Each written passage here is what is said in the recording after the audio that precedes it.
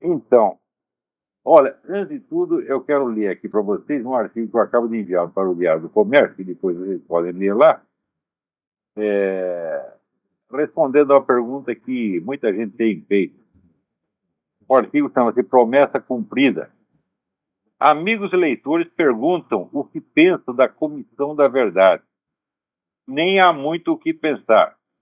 Ao entregar à admiração pública essa criatura dos seus sonhos, a presidenta Dilma Rousseff prometeu transparência. E confesso raramente ter visto coisa tão transparente, tão aberta à inspeção de seus mais íntimos segredos. Tão cândido é o despudor com que ela se apresenta, que vai até um pouco além da obscenidade. A mais exaurida das imagens diria que, desde a roupa nova do rei, não se via nada igual. Mas, comparadas a esse espetáculo, as vestes inexistentes de Sua Majestade têm a impenetrabilidade de uma burca. De um só lance, o sistema que nos governa rasga as vestes e, lançando as urtigas até o manto diáfano da fantasia, exibe ao mundo suas banhas, suas partes pudendas e suas entranhas com o devido conteúdo excrementício. O nome da porcaria já diz tudo. Nenhuma comissão investigadora com alguma idoneidade e honradez pode prometer antecipadamente a verdade. No máximo, uma busca criteriosa, um respeito aos fatos e documentos e um esforço sincero de interpretá-los com isenção. Se antes mesmo de constituir, a coisa já ostenta o rótulo de a verdade, é porque seus membros não esperam encontrar pelo caminho aquelas incertezas, aquelas ambiguidades que são inerentes tanto ao processo histórico quanto mais ainda à sua investigação.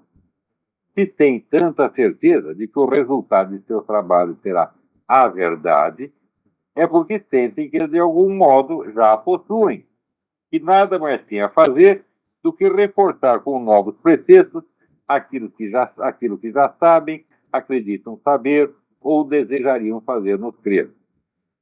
E quem, ó raio, ignora que verdade é essa?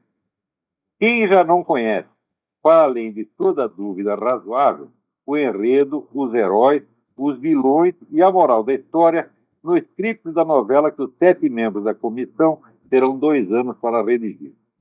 Quem não sabe que o produto final da sua criatividade literária será apenas um remake, retocado num ou outro detalhe, de um espetáculo já 1000 vezes encenado na TV, nas páginas dos jornais e revistas, em livros e teses universitárias, em manuais escolares e em discursos no parlamento? Se é certo que quem domina o passado domina o futuro, qualquer observador atento poderia prever, já nos anos 60, a conquista do poder pela esquerda revolucionária e a instauração de um sistema hegemônico que eliminaria de uma vez por todas a mera possibilidade de uma oposição direitista ou conservadora. Sim, desde aquela época, quando os generais acreditavam mandar no país porque controlavam a burocracia estatal, a esquerda, dominando a mídia, o movimento editorial e as universidades, já tinha o monopólio da narrativa histórica e, portanto, o controle virtual do curso dos acontecimentos. Os militares, que em matéria de guerra cultural eram menos que amadores, nada perceberam. Imaginaram que a derrota das guerrilhas havia aleijado a esquerda para sempre, quando já então uma breve leitura dos cadernos do cárcere teria bastado para mostrar que as guerrilhas nunca tinham sido nada mais que um boi de piranha jogado às águas para facilitar a passagem da boiada gramsciana, conduzida pelo velho partidão, no qual os luminares dos serviços de inteligência militares só enxergavam um adversário inofensivo, cansado de guerra, ansioso de paz e democracia, quase um amigo, enfim. A história que a Comissão da Verdade vai publicar daqui a 2 anos está pronta desde a década de 60. O simples fato de que os comissionados se comprometam a excluir do seu campo de investigações os crimes cometidos pelos terroristas já determina que, no essencial, nada na narrativa consagrada será alterado exceto para reforçar algum ponto em que a maldade da direita e a santidade da esquerda não tenham sido realçadas com a devida ênfase. Com toda a evidência, não é possível a reconstituição histórica de delitos cometidos por uma tropa em combate sem perguntar quem ela combatia, por que combatia e quais os critérios de moralidade iguais para ambos os lados eram vigentes na ocasião dos combates. O professor Paulo Sérgio Pinheiro não entende essa obviedade, mas quando foi que ele entendeu alguma coisa? Os membros da comissão enfatizam que os trabalhos da entidade, aspas, não terão caráter jurisdicional nem persecutório, fecha aspas, e visarão apenas a reconstituir a verdade histórica. Mas quem não enxerga que essa presunção já nasce desmascarada pelo fato de que entre os incumbidos da missão historiográfica não há um único historiador, nenhumzinho sequer, só juízes, advogados e, sem outra razão plausível, fora a homenagem de praxe ao charme e à beleza da mulher brasileira, uma psicanalista. Já imaginaram um tribunal penal ou civil sem um único juiz, tão somente professores de história e um ginecologista? Juristas não têm treinamento profissional para averiguação histórica de fatos, só para a sua posterior catalogação e avaliação legal. E é precisamente disso que se trata. Não é preciso pensar nem por um minuto para enxergar que a finalidade da coisa não é a verdade histórica, mas o julgamento, a condenação moral e publicitária, a humilhação dos acusados, preparando o terreno para um festival de punições sob o rótulo cínico de reconciliação. Tudo isso é óbvio, transparente à primeira vista. A promessa da presidenta, portanto, já está cumprida. Apenas, Sua Excelência se esqueceu de avisar ou de perceber que o objeto visível por trás da transparência não é a verdade do passado, mas a do presente. Não o que sucedeu entre militares e guerrilheiros nos anos 60 e 70, mas o que se passa nas cabeças daqueles que hoje têm o poder de julgar e condenar. Então, eu escrevi esse negócio porque tem o pessoal que fica reclamando, que eu escrevo muito sobre Estados Unidos, Obama, política internacional, né, Rússia, esse negócio todo, e falo pouco do Brasil, tá certo? Quer dizer, não analisa essas coisas como Comissão da Verdade, julgamento dos assassinos do Celso Daniel e coisas desse tipo. Ora, acontece o seguinte, tudo o que se passa no Brasil, desde pelo menos 10 anos, é de uma obviedade e de uma repetitividade absolutamente infernais.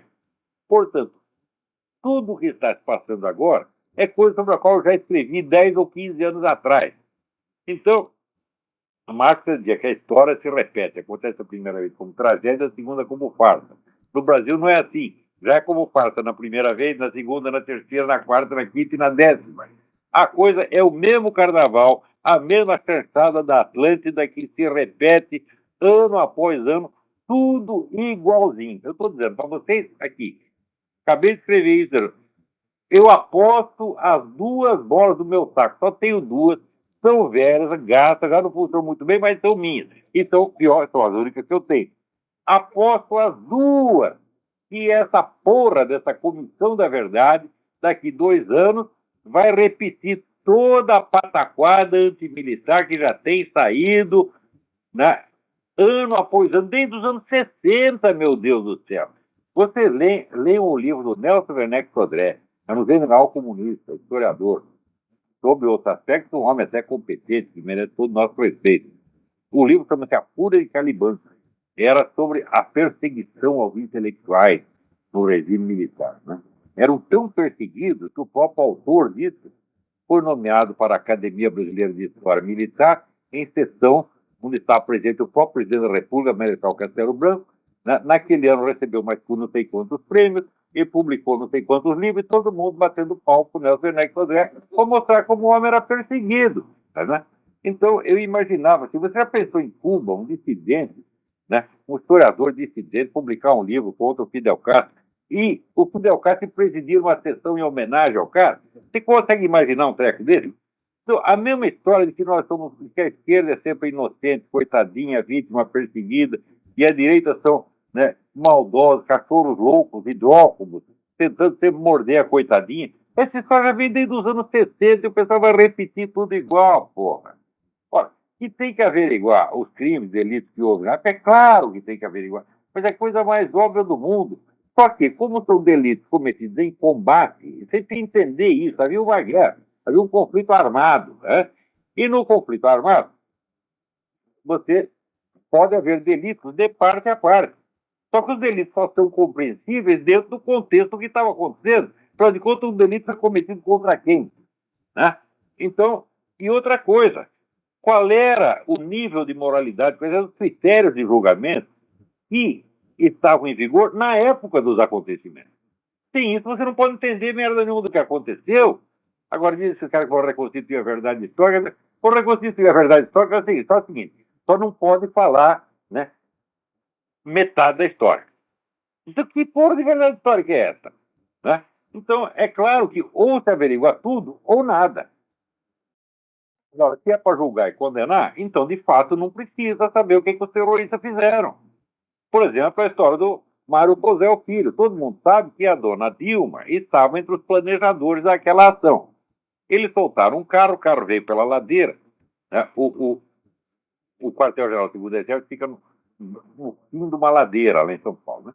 Soltaram um carro, o carro bateu no poste. Daí tá lá o soldadinho, Mário Cosel, né? Ali de sentinela. Ele foi ver se tinha alguma vítima, se precisava de ajuda, qualquer coisa. Foi lá para socorrer as vítimas, daí passou outro cara, jogou a bomba nele. O cara morreu. A família ficou 30 anos desesperada, nunca recebeu um puto de indenização, nunca recebeu um pedido de desculpa. O pai do moleque ficou louco e morreu. Agora, já viram a dona Dilma pedir desculpa? Chegar no rádio, na televisão e dizer: olha, eu me arrependo, desculpa, nós matamos você foi uma vítima inocente de um conflito. Nunca saiu uma porra de uma palavra. Você vê, também essa semana você vê esse negócio que o Cabo Anselmo, né, que ele trabalhou para a esquerda, trabalhou para a direita, no fim foi chutado e virou uma não pessoa. Ele não tem documento, não tem identidade, não tem emprego, não tem porra nenhuma. Viveu 30 anos assim. Agora está velho, tá certo? Então ele pediu também uma indenização. Os caras negaram a indenização. Né? Não, mas ele foi agente duplo, etc, etc. Pera. A sua opinião sobre o Cabo Anselmo, tem gente que... Olha, o pessoal da esquerda tem queixa contra ele, o pessoal da direita também tem queixa contra ele. Mas espera um pouquinho. Isso não tem nada a ver com a questão dos documentos e dos direitos constitucionais do homem. Você tem direito a uma carteira de identidade, porra. Né? Ele não pode ser uma não pessoa. Então, até o nosso amigo Reinaldo Azevedo é contra a indenização do cara. Você deixa um cara sem documento, sem emprego, marginalizado 30 anos e não dá um tostão de indenização pro cara? Que merda é essa? Não interessa quem é. Se fosse, sei lá, Luiz Antônio Satanás da Silva, tá entendendo? Stalin de Almeida, né? Fidel Castro dos Santos, não interessa quem é, pô. Pode ser o maníaco do parque, pode ser o Champinha, ele tem que ter um documento, porra. Você tá entendendo? Não pode ser uma não pessoa. Então o Cabo Anselmo é claro que merecia indenização por ter vivido na total marginalidade como uma não pessoa durante 30 anos. É? Agora, não tem indenização para o Cabo Anselmo, para aquele rapaz que perdeu a perna no atentado ao consulado dos Estados Unidos, Orlando Lovec, deram lá uma miséria de, sei lá, R$500 por mês. Agora, quero ver Dona Dilma ter pelo menos a honradez, tá certo, de pedir desculpa. Você não vai tirar dinheiro do seu bolso, dona. É dinheiro do povo. Não estou dizendo nem de indenização, mas pelo menos peço uma desculpa, diga uma palavrinha, mostre algum sentimento de humanidade. Não, ele não pode. Para essa gente, assim, é importante você desumanizar completamente o seu adversário e você impor à nação brasileira um novo código moral no qual só existe um pecado: ser contra o comunismo. Isso é ética, é a moral da União Soviética, é a moral da China, do Mao Tse-tung. E essa mulher, essa dona Dilma, está impondo isso à nação. Sem dizer que é isso. Impõe não com palavras, impõe pelos atos, impõe com aquele ensinamento tático e cínico, tá certo? Que Você é obrigado a obedecer, mas não pode falar. Tá certo? Então, é uma coisa de uma brutalidade psicológica fora do comum. Então, ora, mas acontece o seguinte: tudo isso, eu já disse isso 15, 20 anos atrás. Eu já disse 20 anos atrás.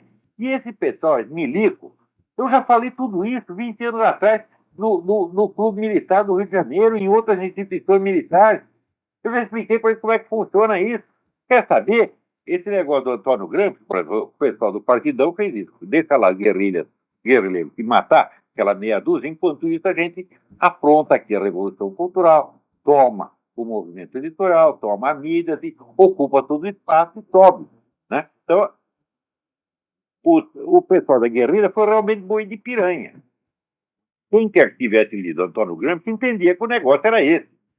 Você faz uma guerrilha com 20 neguinhos armados contra o Exército, Marinha, Aeronáutica, PM. Porra, não dá. Acho que eles esperavam ganhar aquilo. Falaram, não, aquilo é só para fazer um barulho e atrair os idiotas dos milicos. Ficam lá perseguindo guerrilheiro lá no Araguaia, na Ilha Comprida, no Raico Park. Enquanto isso, nós fazemos uma revolução cultural aqui e tomamos o país, como de fato aconteceu. Né? Agora, isso já estava claro nos anos 60. Enquanto o pessoal do Marighella estava lá preparando guerrilha, a turma do Partidão estava publicando, lendo e estudando Antônio Gramsci, porra. Isso foi nos anos 60. O primeiro livro Gramsci saiu no Brasil já em 64, publicado pelo Enio Silveira. Tá certo? Depois saiu 1, saiu 2, saiu 3, saiu 4, e o pessoal do Partidão estudava aquilo dia e noite, enquanto os trouxas dos guerrilheiros ficavam lá, né? Dando e levando tiro no Araguaia, né? E os milicos trouxas tudo atrás deles. Então, eles quando venceram as guerrilhas, falaram, oba, acabamos com a esquerda. Falaram, pô, mas vocês são os trouxas, caralho. Sabe, não é saco pra isso, que é muita burrice, leva muito tempo para entender o óbvio. Né? Quer saber? O primeiro milico que deu sinal de ter prestado atenção no Antônio Gramsci foi em 2001, o general José Fábrega. Depois de eu torrar muito o saco deles. Né? Quer dizer, vocês se ferram porque vocês são burros. Isso aí é o que o Éric Froger chamava de estupidez criminosa. Vocês não têm o direito de dar um golpe militar, tirar um presidente, elas já sacanearam desde o início, porque deram o golpe prometendo que ia ter eleição em 6 meses. E depois, um milico complexado, tá entendendo? Entendeu? Castelo Branco, vendo o sucesso de Carlos Lacerda, que era o líder civil da Revolução, né? Carlos Lacerda era um homem bem apessoado, bonitão, falava bem, todo mundo gostava dele, foi um governador de sucesso. Daí tiraram lá um general, baixinho, sem pescoço, tudo complexado. Ele teve que acabar com a carreira do Carlos Lacerda. E para isso suspendeu a eleição, e daí criou o governo militar, criou a ditadura, que não era para ter existido. Quem apoiou o golpe, apoiou por quê? Porque sabia que o governo João Goulart é um governo corrupto, comunista, comprometido com o Fidel Castro, trabalhando para Fidel Castro, chupador de pica de Fidel Castro. Então tiraram, o cara fizeram bem tirar. Só que é o seguinte, tiraram e prometeram a eleição em 6 meses. Em vez disso, ficar lá 20 anos tornando o saco. Tá certo? E nem sequer deram educação ao povo contra o comunismo. Nem isso fizeram. Né? Você imagina como a vida teria sido diferente se durante os 20 anos que esses milicos ficaram lá, eles tivessem educado toda a nação, passar toda semana documentário sobre o que se passou no campo de concentração da China, da União Soviética, da Hungria, mostrar toda essa sangueira, essa violência sem fim, essa desumanidade hedionda que foi o comunismo. Se tivesse educado o país, nunca essa gente estaria no poder. E essa milicada ficou lá no governo, né? Acha, não, nós vamos só cuidar da parte administrativa, não tinha coragem de enfrentar os caras na guerra cultural e ideológica, pô. Então deixaram os comunistas tomar conta de tudo, né? Então, quer dizer, vocês se ferraram, mas vocês são culpados disso também, vocês não cumpriram essa obrigação, usurparam o poder, porque quem apoiou o golpe, até o Otto Maria Carpo apoiou o golpe. Ele escreveu 2 editoriais no Correio da Manhã, chama Basta e Fora, celebrando a saída do João Goulart, que ninguém mais aguentava, né? 3 meses depois ele já estava contra o regime, porque percebeu que os milicos estavam com treta, porra. Não iam cumprir a palavra dada. Tá certo? Você pensa o quê? O país é seu? Você faz um golpe, Todo mundo ajudou vocês a fazer o golpe. A igreja ajudou, a população inteira ajudou. A Marcha da Família com Deus pela Liberdade foi a maior manifestação pública que existiu nesse país. Fizeram coleta de dinheiro, aquela campanha do ouro para o bem do Brasil. Todo mundo foi lá e deu dinheiro. Velhinhas iam lá, davam aliança, tá entendendo? Davam colar que ganhou quando era de noivado, 50 anos atrás, a velhinha lá, e dá para ajudar vocês. Porque vocês tiraram o presidente corrupto e vendido e prometeram eleições em 6 meses. E o país inteiro esperava que o próximo presidente fosse um dos líderes civis do movimento. E, em primeiro lugar, o próprio Carlos Lacerda. Ou então Juscelino Kubitschek, que apoiou o golpe também. E que eram as duas pessoas mais populares do Brasil, Carlos Lacerda e Juscelino Kubitschek. Né? Agora, Deus me livre, chegou lá. Ele diz, não, agora nós não podemos confiar nos civis. Eu falo, uai, e nós podemos confiar em vocês? Vocês mentiram pro país inteiro, porra. É? E depois ficaram lá, em vez de ensinar, educar a nação contra o comunismo, não falavam nada, faziam de conta que são apolíticos, e daí prendia comunista e ia matar lá no porão do doicode. Ora, porra! Hã? Isso é coisa que se faça? Quer dizer, vocês emporcalharam. Vocês, os milicos, vocês emporcalharam a coisa. E vocês estão levando cuspida porque vocês merecem. É? Os comunistas são pior do que vocês, certamente. Mas vocês fizeram cagada pra caralho. Vocês traíram a confiança que a nação depositou em vocês. É? Então, tem que se fuder mesmo. Agora, não é porque os milicos erraram que nós vamos confiar nessa merda dessa comissão da verdade. Que palhaçada, né? Agora as pessoas reclamam que quer que eu escreva sobre isso. Não tem que escrever, não tem que pensar. Eu já escrevi. Leia meus artigos de 15 anos atrás, vocês vão entender tudo que se faz no Brasil. A política virou um negócio enormemente repetitivo e bocó. Isso é que é a política no Brasil. Hã?